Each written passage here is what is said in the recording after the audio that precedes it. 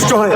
এই মাইকের সামনে দাঁড়াইয়া একটা স্লিপ ধরাই দিছে, মাহমুদপুর ইউনিয়নের কোন ওয়ার্ডের সহসভাপতি মোবারক, বিএনপির সহসভাপতি ওয়ার্ডের, সে নাকি মসজিদের মাইকে ঘোষণা দিয়েছে ভিপিনুরের সমাবেশে গেলে তার নামে মামলা দেওয়া হবে।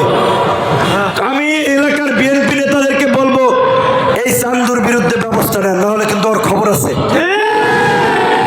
আওয়ামী লীগের আমলে ওই ছাত্রলীগ যুবলীগ আওয়ামী লীগের কোনো কুতুবকে পরও করি নাই, যেখানে রক্ত আন্দোলন সংগ্রাম নিজের প্রাণ বিসর্জন দেওয়ার মতো মানসিকতা নিয়ে রাজপথে নেমেছি।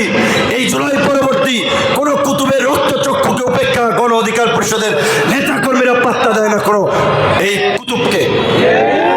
যারা এগুলো করবেন তাদের পরিণতি কিন্তু ভয়ঙ্কর হবে, আমরা বলে দিচ্ছি।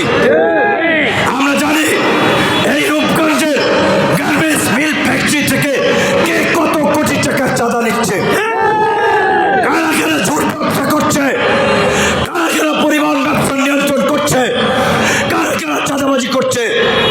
আমরা পরিষ্কারভাবে বলতে চাই, এগুলো বন্ধ করুন। এগুলো করে আপনাদেরও রাজনৈতিক মৃত্যু ঘটাচ্ছেন। জনগণের বিরুদ্ধে গিয়ে কেউ রাজনীতিতে টিকে থাকতে পারে নাই। আজকে ব্যবসায়ী, এই এলাকার ব্যবসায়ীদেরকে বলবো, কোন রাজনৈতিক দলকে পাত্তা দেওয়ার দরকার নাই।